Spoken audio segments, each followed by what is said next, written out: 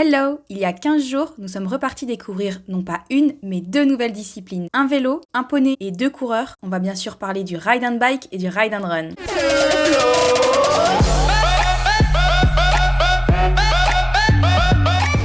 Comme d'habitude, la team de la loose était préparée bien en amont des courses. Aujourd'hui on est vendredi et je viens d'aller courir. J-1, on a testé le vélo sur herbe pour vérifier qu'il n'allait tout simplement pas se désintégrer. Pour l'instant, il tient, c'est cool.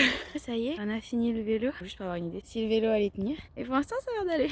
On va voir s'il est dégonflé dans une heure. Pour le reste, à défaut d'avoir une condition physique décente, on comptait sur notre détermination à toute épreuve et surtout notre côté mauvais joueur. Il est presque 8h. On va chercher le gros. Et on est parti. La bête est là et la bête est motivée. Mais tu sais même pas où on va. T'as regardé les engagements, tu t'es dit ouais, ça me plaît. Le briefing nous a remis en tête les règles des courses, bombe sur la tête à chaque instant, chaussures à talons ou étriers coquets, pas de contact entre le coureur et le cavalier pendant la course, et sur les relais, le coureur devait poser le vélo, aller chercher le cheval à l'extérieur du stand pour le faire rentrer tenu au pas, changer, et le nouveau coureur devait faire sortir le cheval en main au pas, puis revenir chercher le vélo.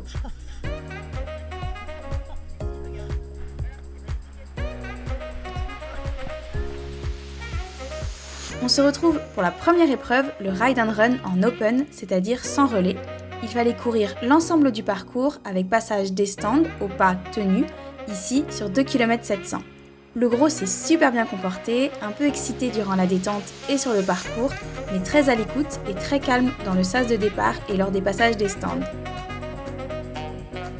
Le parcours était super sympa à faire avec des passages sur des chemins stabilisés et dans des champs, et les balises étaient bien placées, ce qui a fait que l'on ne s'est même pas perdu, et je vous jure que c'est clairement une victoire.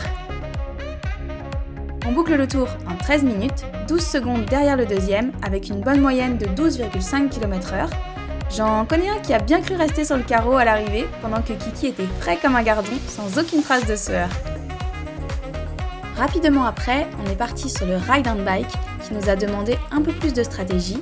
Comme Kiki peut être facilement défrisé par les changements, on a choisi de faire débuter Q en premier pour que ce soit à moi de monter au premier stand. La première partie de la boucle a été super dure puisque dans un champ, donc on n'avançait à rien en vélo, ça nous a bien challengé. Encore une fois, Kiki était au top, immobile et calme dans les stands alors qu'il était explosif sur le parcours. Sur les stands, on a fait le choix de perdre un petit peu de temps, mais de faire les changements calmement pour ne pas l'inquiéter ou lui transmettre notre excitation.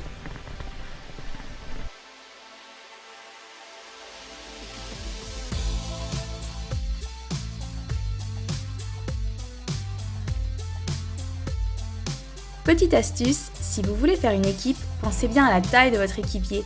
Parce que je suis pas petite, mais avec Gigantos, on a bien galéré. Je touchais à peine les pédales et quasiment pas les étriers, pendant que lui était recroquevillé sur le vélo et presque en mode jockey sur Kiki. Ah, et ça c'est Q qui court à côté du vélo car il aurait pu avancer. C'est quel genre de loser?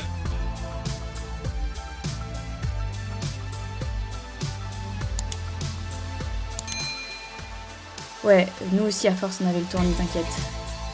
On a bouclé les 5 km 400 en 23 minutes et 54 secondes, soit une petite moyenne globale de 13,5 km/h en comptant les arrêts au stand, et on a fini 3ème à 30 secondes du deuxième. Kiki était un petit peu cuit et nous carrément HS. On s'est vraiment trop marré pendant la course, le passage des relais rend le truc encore plus fun et franchement on ne peut que conseiller de se lancer. On a vraiment hâte d'y retourner, mais en attendant, on va pas aller s'entraîner sur Kiki, mais plutôt aller faire un petit peu de cardio. L'après-midi, nous avons participé à un équifil en club 1. Il était un petit peu excité par le vent, donc plus concentré sur l'environnement que sur moi, donc je n'ai pas pris trop de risques sur les exercices. Nous avions 6 tests, le contrôle de l'allure où nous devions faire passer le cheval au trot entre deux cônes avec 2 endroits où nous devions le faire s'arrêter et reculer. On a fait le contrat en 20 points en liberté. Ensuite, nous avions un cercle en mode escargot en longe où nous devions, selon les contrats, plus ou moins dérouler l'escargot en le faisant s'arrêter à chaque fois dans une zone, le faire reculer sur la barre et repartir dans l'autre sens. On a fait le contrat en 20 points, donc 3 cercles de taille différentes. Le 3e test était le vent, clairement pas la tasse de thé de Kiki. On a pris le contrat en 15 points avec élastique. le compas remasterisé. Je voulais le tenter en liberté, mais Kiki était complètement déconnecté et mes gesticulations ne l'intéressaient pas du tout. Je l'ai donc pris un élastique, on a bien galéré, le licol, avec en plus un passage d'un rideau à l'aller et au retour. J'ai donc choisi de le faire en 10 points en longe.